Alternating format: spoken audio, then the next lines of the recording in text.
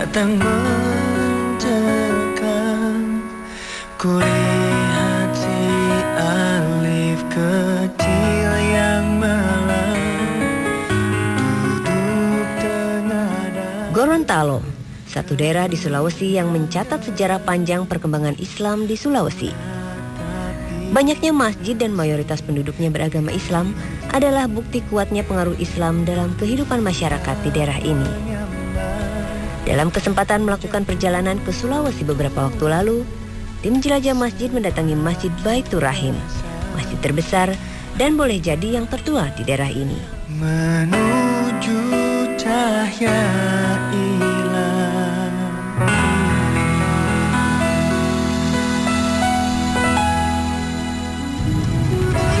Nah pemirsa, kita baru saja sampai di Masjid Agung Baitur Rahim Gorontalo.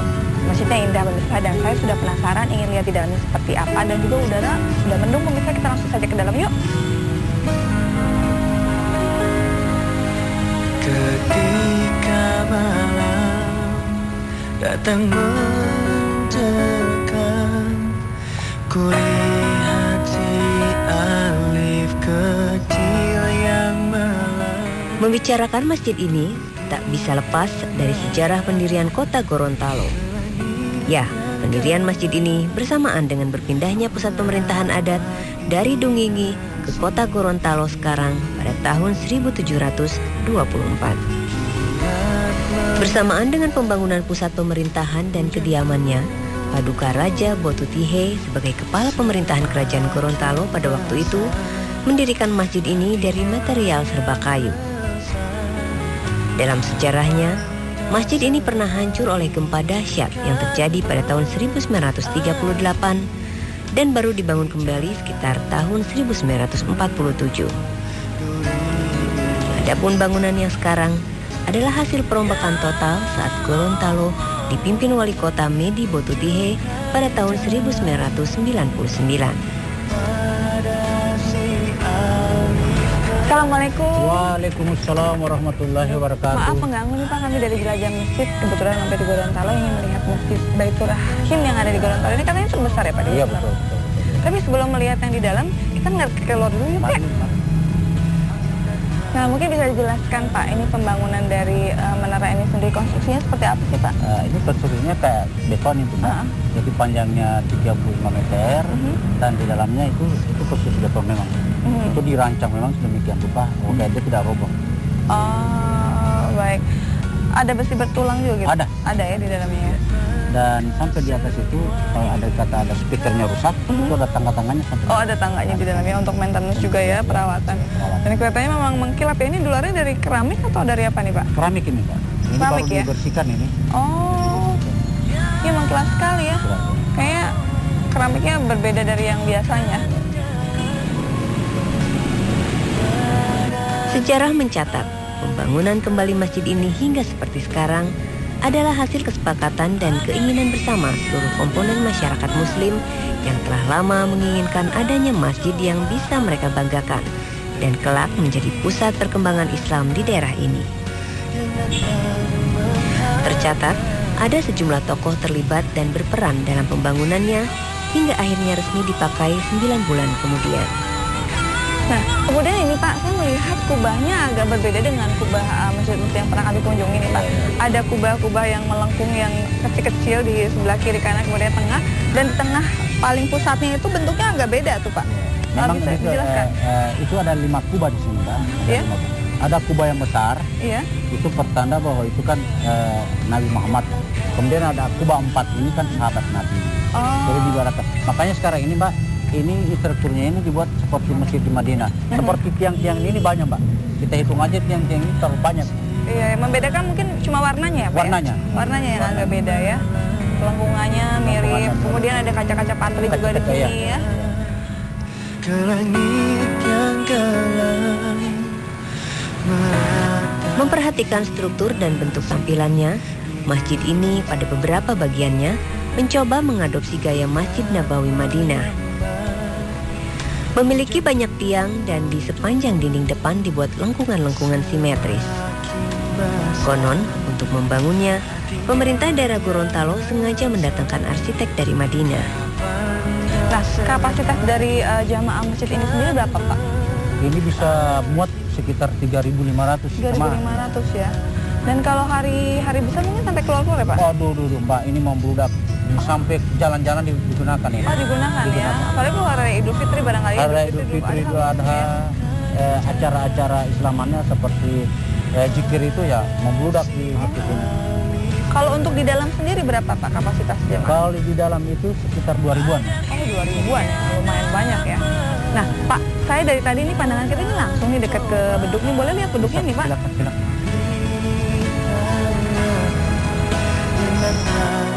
Sebuah beduk raksasa sengaja ditempatkan di teras depan dan setiap hari dipakai untuk memberitahu datangnya waktu sholat. Beduk ini terbuat dari kayu balok khas Gorontalo dan kulitnya diambil dari kulit seekor rusa berukuran besar. Dan ini pintunya menarik sekali nih Pak. Memang terakhir ini Mbak, ini memang konstruksinya dibuat daripada beton. Akhirnya diputuskan untuk pintu kita gunakan kayu. Seperti kayu jati. Oh, ini kayu jati ya? Iya, kita menggunakan untuk membuka pintu. Ini bentuknya kan aneh nih Pak. Ada ini sendiri nggak sih Pak? Ada makna sendiri apa? Dan ini didorong ya Pak ya? Iya, dorong. Bukan dibuka tutup ya? Iya. Pertimbangannya apa nih Pak? Nah, ini kan memudahkan jemaah. Memudahkan ya, Dan supaya kemudian pada setelah salat kita tutup lagi ya. Ini kayu jati ya Pak. Dan ini kuningan nih? Kuningan. Ini kita pesan dari Jawa ini. Oh, dari Jawa. Bentuknya unik loh Pak ini. Seperti gerbang apa gitu dan kayak lucu. Nah, makanya ini Mbak, ini kan di Masjid Haram juga kayak memang dari Iya. Oh, ini mengarah ke sana semua. Jadi sana menyesuaikan dengan sana ya Pak ya. Wah, ini nggak pernah macet kan Pak? Iya. Enggak ya? Baik. Nah, pemirsa, setelah ini kami akan mengajak Anda untuk masuk ke dalam, melihat di dalam seperti apa ya. Karena tadi saya dengar dari Bapak semuanya mengarah ke Timur Tengah. Kita lihat di dalamnya yuk, pemirsa.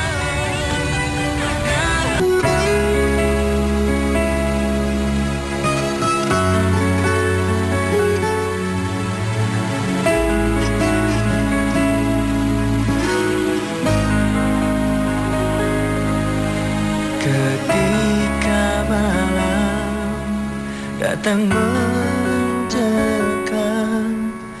kulihat si Memasuki masjid ini, pengunjung akan melihat sebuah bangunan dengan panorama berbeda dengan masjid kebanyakan. Jika dinding luar berwarna orange, maka untuk interior dipilih warna pink, sebuah warna khas Gorontalo yang bercorak dinamis dan penuh cita rasa.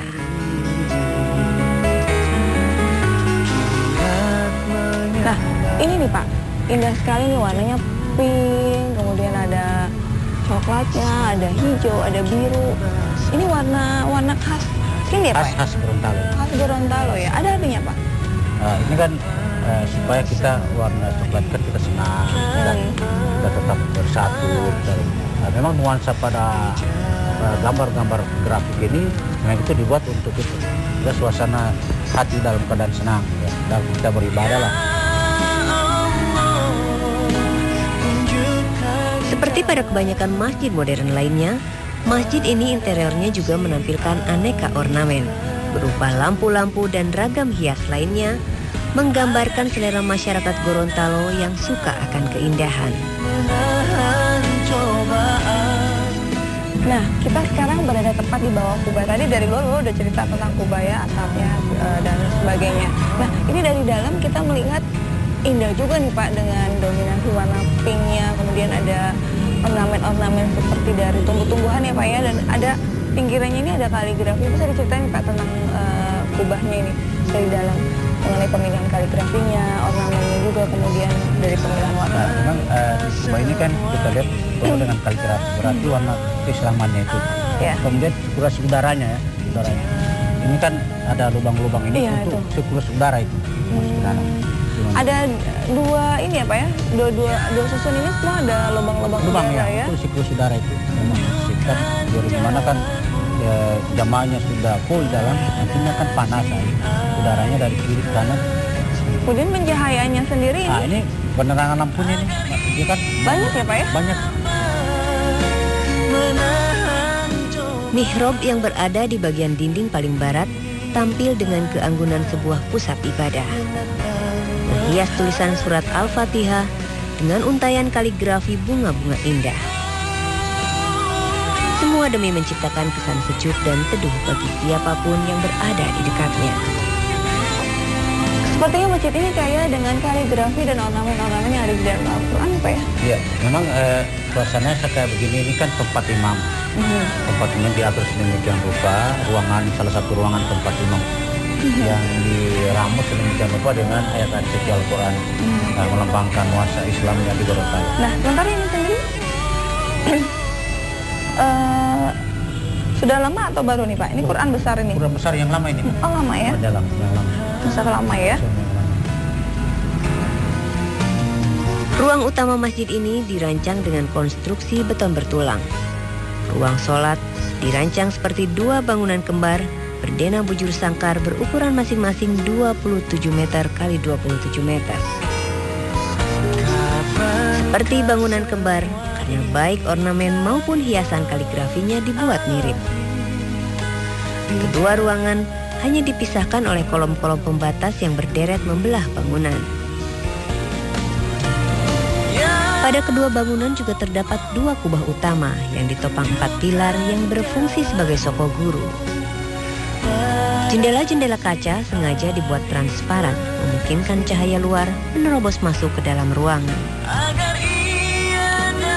Kalau pintunya juga ya sama semuanya, ada Sama, berapa ya? 4 pintu ini ya? sama. 4 pintu, dan di sini rasanya adem, padahal fan-fannya tidak dinyalakan ya Pak ya? Oh, nanti kan Kalau banyak jamaahnya baru dinyalakan. Ya, ini tidak dinyalakan saja sudah merasa sejuk kita di sini ya. Alhamdulillah Mbak, kalau merasakan sejuk.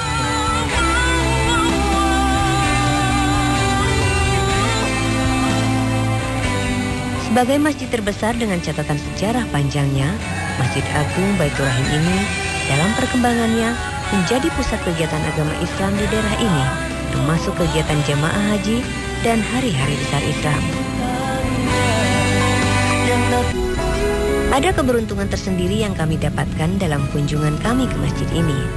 Saat kami berbincang dan ingin mengetahui lebih banyak tentang keberadaan masjid ini, terutama menyangkut perawatan dan kemakmurannya, tak diduga kami kedatangan orang penting yang kami harapkan dapat memberi gambaran tentang masa depan dan kelangsungan masjid ini. Terima kasih nih Pak ikut bergabung dengan kami.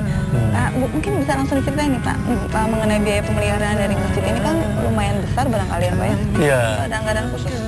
Jadi dari pemerintah provinsi itu saya tiap tahun berusaha untuk menganggarkan sebesar 3 miliar rupiah buat pemeliharaan masjid-masjid yang ada di Gorontalo. Ada juga masjid-masjid yang sedang dibangun yang belum selesai, kita bantu. Jadi anggaran ini kita masukin di APBD dan teman-teman DPRD bersama-sama dengan Dinas Sosial dan Biro Kerohanian kita itu keliling, nanti lihat di mana yang perlu dibantu berapa, ini dibantu berapa. Belum lagi sesuatu masuk ke kita proposalnya banyak. Oh banyak ya, jadi 3 miliar untuk semua masjid ya Pak ya? Sebagai masjid utama di Gorontalo, Masjid Agung Baitur Rahim memang mendapatkan perhatian besar dari pemerintah setempat. Tak hanya dalam bentuk pemberian dana bagi pemeliharaannya, tetapi juga untuk melaksanakan berbagai kegiatan yang berlangsung sepanjang waktu.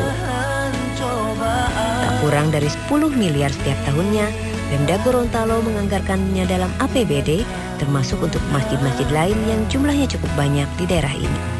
Ada sebuah masjid yang di sini, masjid namanya Jupanggola. Masjid yang tua sekali. Itu Panggola itu bahasa Gorontalo tua sekali. Tua. Masjid ini di bukit yang indah sekali.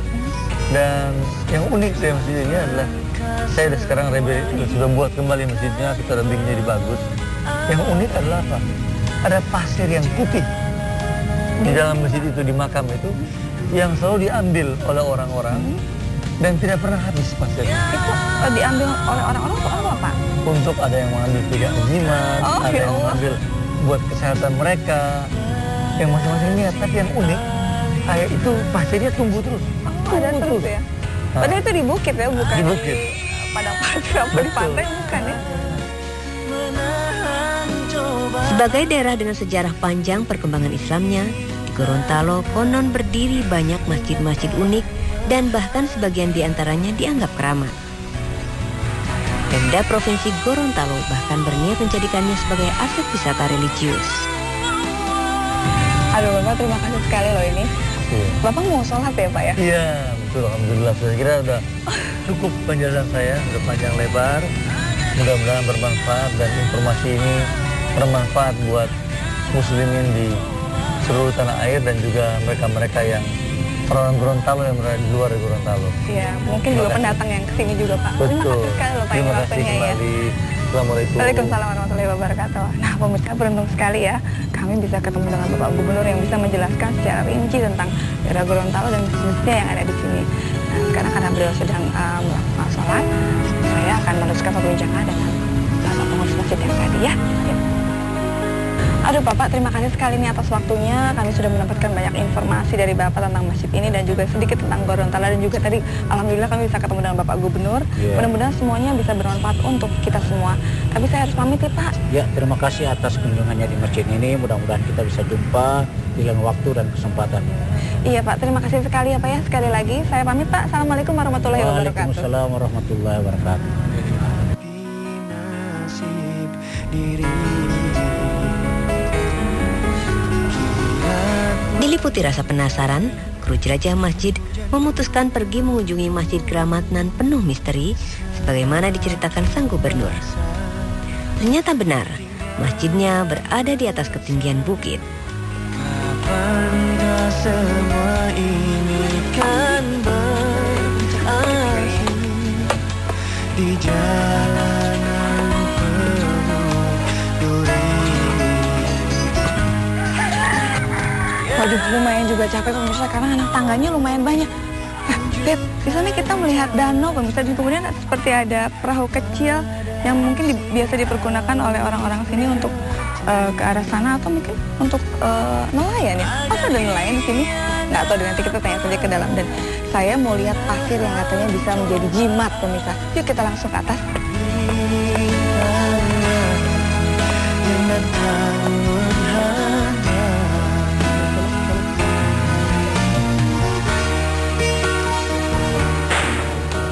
Assalamualaikum Pak. Waalaikumsalam warahmatullahi wabarakatuh. Mam, kami dari Indosiar nih Pak. Kebetulan kalian dapat informasi dari Bapak Gubernur di sini ada masjid yang di dekat bukit ya. Cuma tadi saya lihat dari pintu masuk atasnya makam Makam Aulia ya. Iya, sebetulnya masjid atau makam tuh? Iya, memang awalnya ini kan makam. Nah, tapi setelah perkembangan berikutnya setelah dilestarikan, memang sudah ada masjid, tapi masjid yang masih semi permanen. Tetapi pada tahun 1970-an itu sempat terbakar. Nah, setelah terbakar itu ada anggaran dari pemerintah daerah, bantuan dari pemerintah daerah untuk merehab ini. Oh baik. Dan saya dengar kata Pak Gubernur ada pasir yang katanya tidak akan habis-habis walaupun diambil, dan katanya beberapa orang di sini suka menjadikan pasir itu untuk apa ya, sumber kekuatan atau jimat gitu Pak. Memang sudah seperti itu dari dulu sampai sekarang, itu ada kepercayaan seperti itu. Sebagian kepercayaan itu ada, hanya mungkin dari tanah yang ada yang biasa diambil itu hanya artinya dari berkahnya saja. Ya, seperti itu dijadikan sebagai jimat, sebagai penangkal penyakit dan lain sebagainya. Tapi itu merupakan kepercayaan sebagian dari masyarakat yang ada di sini.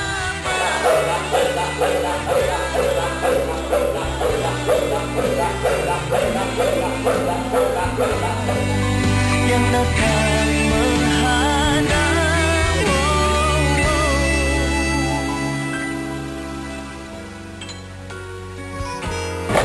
Nah pemirsa, kemarin Pak Gubernur bilang ada pasir yang tidak akan habis-habis walaupun diambil terus. Nah saya ini sekarang lagi di tempat pasir yang katanya bisa buat jimat pemirsa. Kita masuk yuk, kita lihat. Assalamualaikum. Ini pasirnya pemirsa, ternyata pasirnya putih pemirsa. Nah pemirsa, katanya pasirnya ini tidak akan habis-habis walaupun diambil dia akan muncul lagi. Coba ya kita ambil yuk. Agar ia dapat menahan. Baik Bapak, terima kasih nih, kami harus melanjutkan perjalanan lagi ke masjid saya. Makasih Pak, saya pamit. Assalamualaikum warahmatullahi wabarakatuh. Yang datang menghadap. Baik pemirsa, alhamdulillah selesai sudah kunjungan kita di Gorontalo ini. Mudah-mudahan semua yang kita sampaikan bisa bermanfaat untuk Anda semuanya, dan kami akan melanjutkan perjalanan ke masjid lainnya di daerah yang lain. Untuk itu saya pamit. Assalamualaikum warahmatullahi wabarakatuh.